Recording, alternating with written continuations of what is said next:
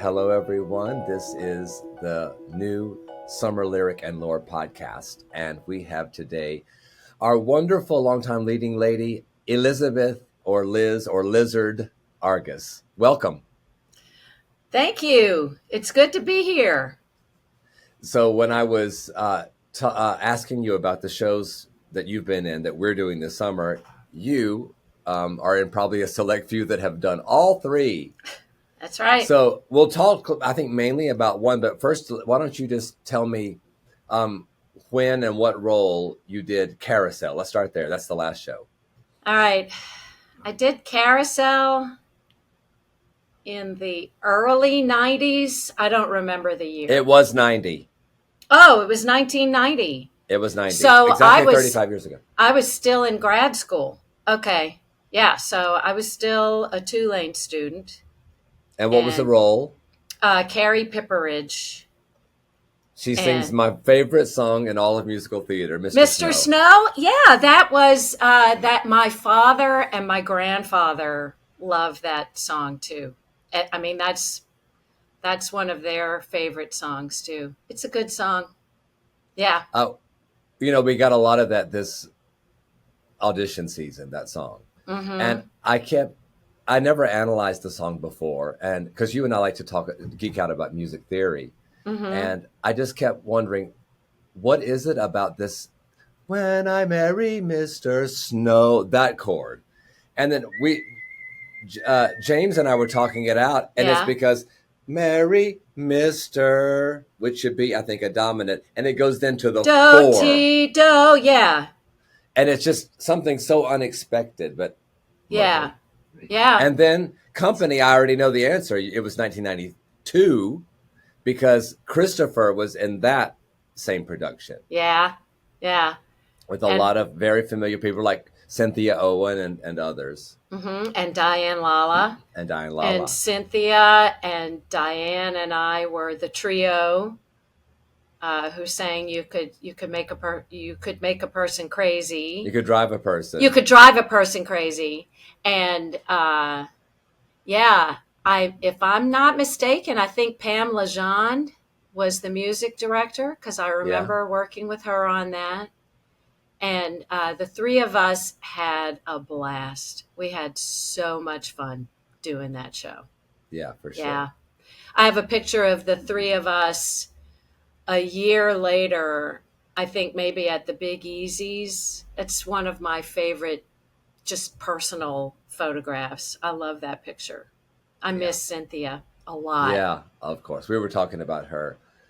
I think Christopher was saying how her another 100 people just got such thunderous applause.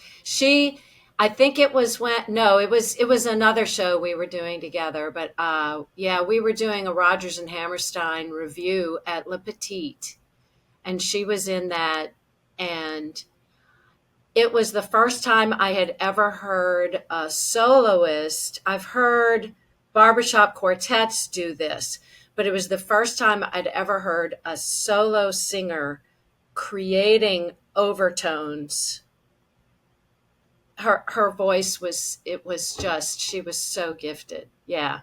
So good. And Chris and I had a blast in Company. We laughed a lot. We giggled a lot. There was a lot of laughter. Yeah. Yes. But there's one show that you've been in no fewer than 3 times, and that would be our first show for the season, which is A Chorus Line. Mm-hmm. So the Summer Lyric one would have been 1993. 3. Mm-hmm. Yes. And what role did you play? Cassie. Okay. And that was a dream come true. That was kind of like, check that box, because it was... I never did have a whole lot of roles that I really wanted to play. I just have not. It's really awkward when people ask me, well, what shows do you want to do? Like, what do you have in mind? I'm like, I don't know. What's next? But Cassie in A Chorus Line was a big goal for me. Absolutely. And it goes all the way back to my junior year in high school. Can I just talk a little bit about Sure, please A Chorus do. Line? Um, so uh, I did not do musicals when I was in high school. I I was not trained in musical theater, um, but my mother loved musicals, and she somehow got her hands on some tickets to see the the touring company of A Chorus Line in 1980, and so we went to see it at the Sanger, and um, I didn't know the show going in, and the show completely knocked me off my feet. At the time, I was a junior in high school, and I was thinking, well, because I love science, and I was trying to decide, and I knew I was going to Tulane. I had already Tulane didn't know it at the time, but I already knew I was going to Tulane, and I was going to major in biology, and I was going to be an animal behaviorist, and I was going to save endangered species, and that was my path. I love science, and that's what I was going to do. And then I saw A Chorus Line, and it created a gigantic crisis inside of me. Watching Cassie's story and seeing what she was willing to do because it was the only thing she knew how to do. And I had been dancing since I was 6 years old, and I loved to dance. And I loved the way I felt in a dance studio. And that song, the music and the mirror, completely changed my life. I was a mess. My mother, like, had to carry me out of the theater. I was just, a 16-year-old mess. And so that was when I decided, okay, this is what I'm going to have to do. And I love to ask my students. I teach musical theater at the university level, and I love to ask my students, have what did you ever see a musical? What was the musical that brought you to decide that this is what you want to do? I love to ask that question, because you find out a lot about people just asking that. People who go into musical theater. And so I'm telling you, that story and that show gave me the stamina and the endurance that I needed to work like I had never worked in my life, to make, like, physical, like, the life of a dancer is so hard. It is so hard. And I just said, that's it. I'm 100% in. And I sacrificed a lot. And then in 1986, I was a, a, a dance major at Southern Utah University, and they announced that they were doing A Chorus Line. And of course, I auditioned, and of course, I knew that uh, that I had to play the part of Cassie. And of course, I was not cast in that role. And it was devastating to my young, early 20s self. And they cast me as Val. And uh, and so I just grabbed it, uh, and I learned a lot. I learned a lot playing Val. I'm so glad that I had to play that role. And I'm very grateful to the director for not casting me as Cassie. And um, and then, but I still wanted to play Cassie. And then finally, in 1993, I got to play her at age 30, which I Well, think is a better age to be playing that role yeah, anyway. I had no business playing yeah. Cassie at age 23. So, So help me understand. You had just said earlier that you were for sure going to Tulane, and then you ended up in Utah. yeah, Tell well, me about that. so I went to Tulane. So I had decided I was going to be a professional dancer, but I still uh, chose a major in biology. I was still a biology major. I still had not completely let go of that. And midway through my junior year as a biology major, I just completely flamed out, just had a disastrous semester because I was dancing 6 days a week and then trying to do this scholars and honors program in biology, designing my own major because I've never been able to follow anyone else's major that they've made for me. And uh, and I just fell apart. So I limped through the following semester and just dropped out of college. My mother was devastated, but my father was really kind of excited. I'll never forget the look he gave me, which was, okay, finally, she's going to do what she should have been doing all along. And so I worked for a year. I worked in retail and I danced and danced and danced and trained and trained and trained. And then Gail Parmalee at Loyola, I was dancing with the Loyola Ballet, not as a university student, but in their adult program. And uh, Gail um, pointed me in the direction of the American Folk Ballet, which is based in Utah. And so I went out there for a summer workshop and danced as an apprentice. That was my first professional gig, and I think I earned $10 or something crazy like that. And and then they offered me a scholarship to be a dance major at Southern Utah University. And so when I took that scholarship, my grandfather dared me to take voice lessons, which I had never done.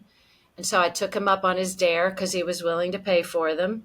And I started studying voice, and then things started to kind of gel. And that's also the home of the Utah Shakespeare Festival. So I was getting like some really deep um, acting and theater training, which I had never had before.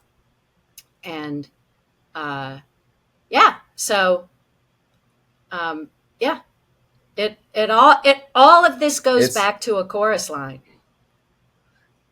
I was gonna say it sounds like Summer Lyric has a lot or is indebted to a chorus line because it sounds like that's what absolutely kind of started you on this trajectory Yeah, way back when I mean, 16 years I old. do believe that God or the universe or whatever we want to call that higher power um, gives us multiple opportunities to kind of wake up and follow the path that we should be on.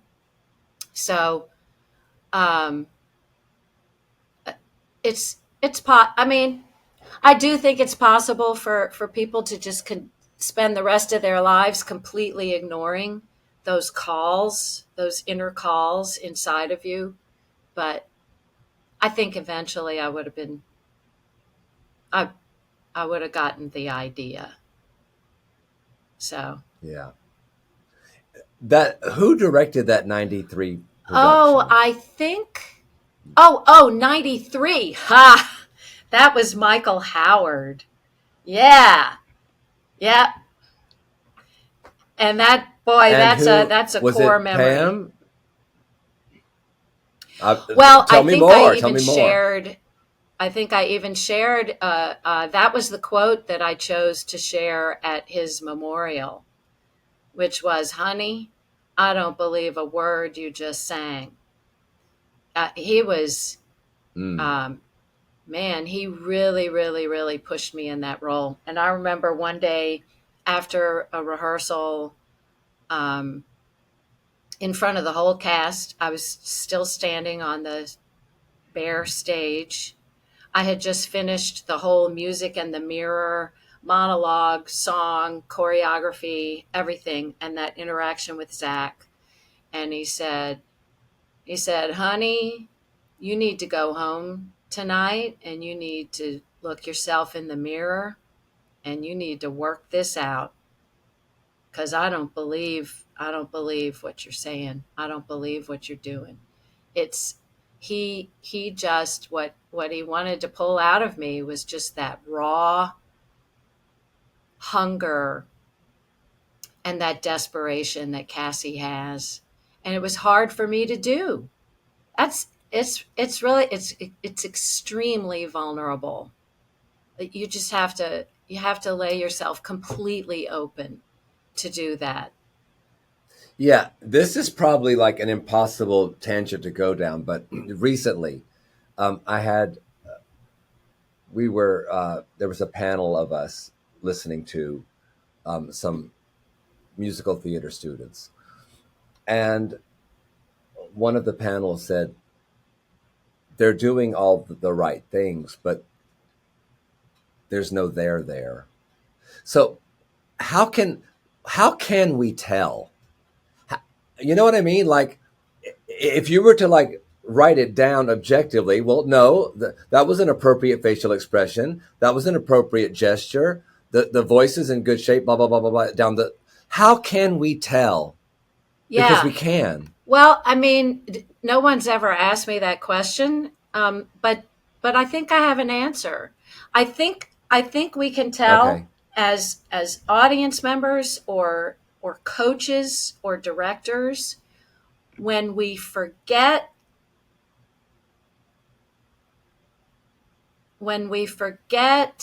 that we are watching someone create that role, and we even forget ourselves.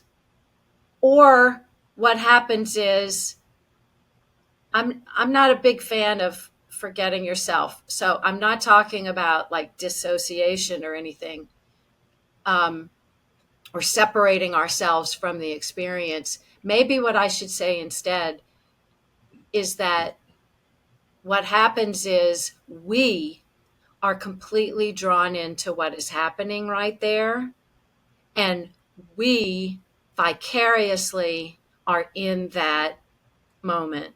So the viewer is is in that. There's such an identification with the actor's experience that the viewer forgets that that actor is there, and the viewer puts themselves there. So I think what Michael Howard wanted, I'm making this up, I wish I could ask him.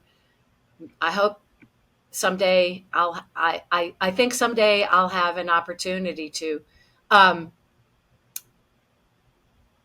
I think what he wanted was to forget that I was up there playing Cassie, and what he was looking for was intimacy. This is Mm. always what he wanted from us as his students, was the kind of vulnerability that you have to have in order to be intimate. And what he wanted was the intimacy of, he wanted to know what it felt like to be Cassie. He wanted to know that. That is so beautiful. And it's hard. It's really, really hard. It takes a lot out of us. Yeah. Yeah. That's I'm glad I asked that because I thought, it's an impossible question to ask, but I do wonder because we can clock it when it's not going well, but to objectively talk about the philosophical reasons why, that really makes a lot of sense to me. Yeah. And so, as a as a young dancer, or I mean, when I was 30, I'm a lot younger than I am now.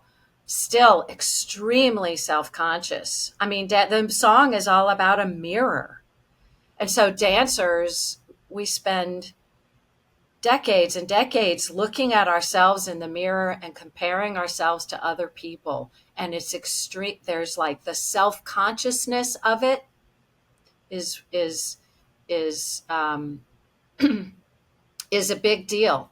But I remember once I had an opportunity to sit in the front row and watch. This was when there was still a Soviet Union, and watch the stars of the Soviet ballet system perform Grand Pas de Deux from the repertoire.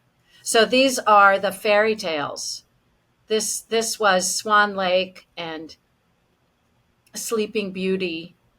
Um, Completely unbelievable imaginary events and circumstances, and I was just yards away from the dancers watching them. And these are fully grown adult. Most of these were in their late 30s and 40s. Some of them were in their 50s. These were the seasoned veterans of the Soviet ballet, and they were so unself-conscious of what they were doing. They were so completely abandoned to the work that they were doing, technically precise, but not perfect. That they were not perfect, technically perfect performances. They were not. There were baubles, and there were missed things, and from judging them, like using Olympic standards of judging, they were not tens. But uh, I was completely captivated by their performances, and I thought to myself, I need to get there. I need to get to that point. I didn't know how. I didn't know how to. Michael Howard didn't know how to get me there either, but boy, he sure tried. But you got there. Do you I feel like you feel got like there? there are moments when I am there, but it's a struggle that I continue to grapple with.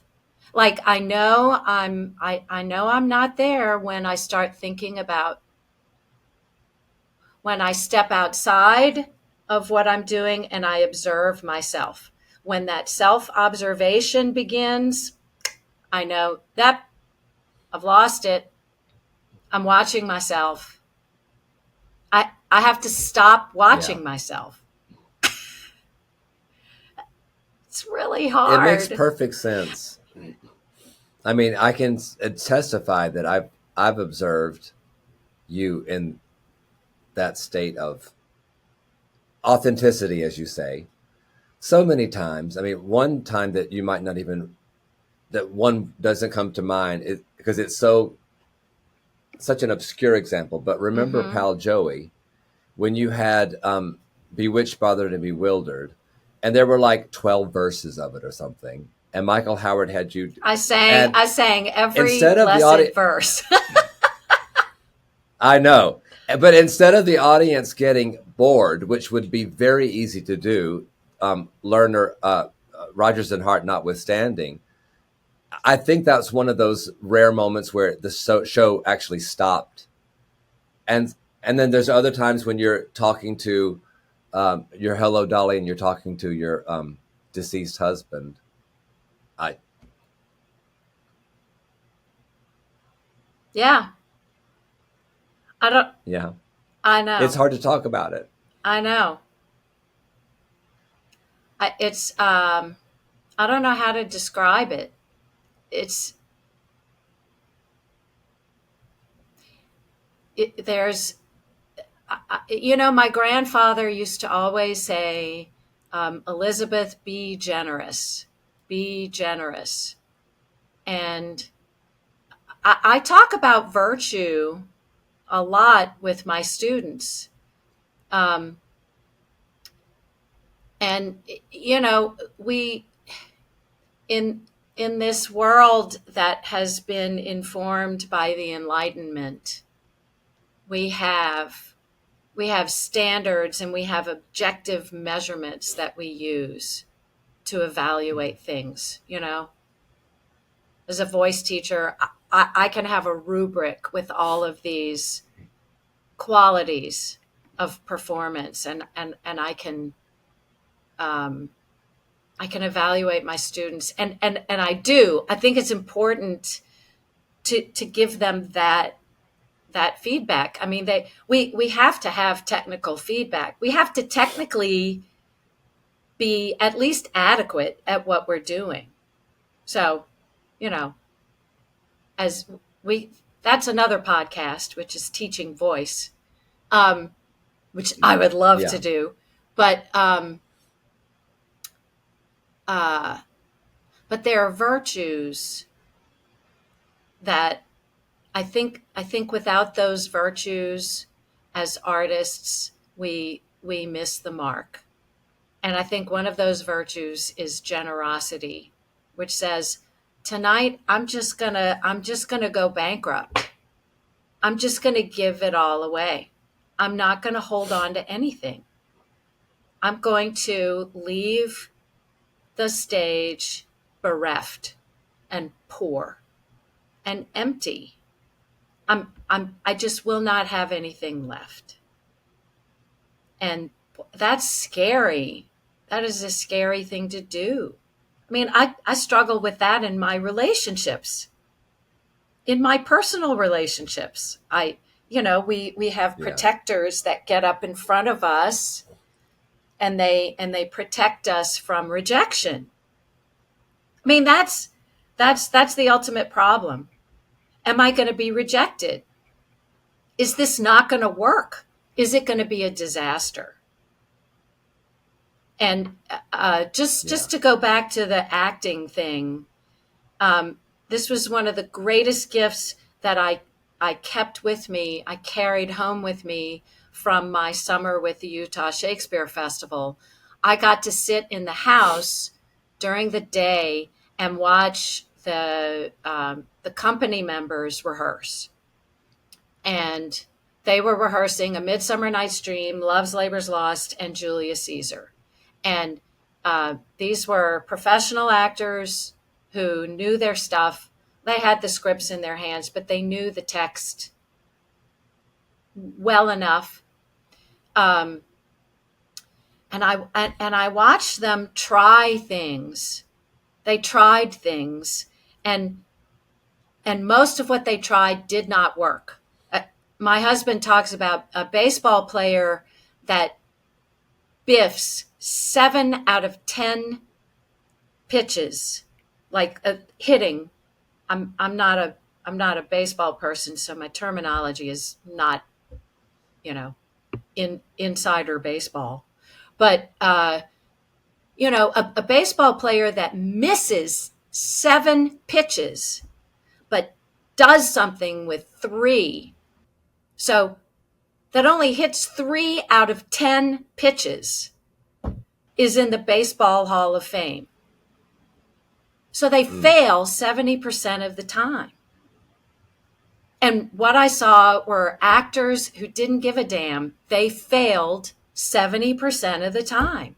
They tried stuff, and the director said, that doesn't work. Try something else. Or another actor would just look at him like, what are you doing? And they would try some, and I just saw this fearlessness in them that I had not seen as a ballet dancer. I was so uptight, so wound up, so incredibly uptight. And Michael Howard, God bless him, that's what he wanted, was for me to just stop being so uptight. Yeah. And I think that's a good place to leave it. I love these. I think it's just so universal. I mean, summer lyric or no summer lyric, what we're talking about. And so thank you for being a part of this. You're welcome. It was fun. I'm honored.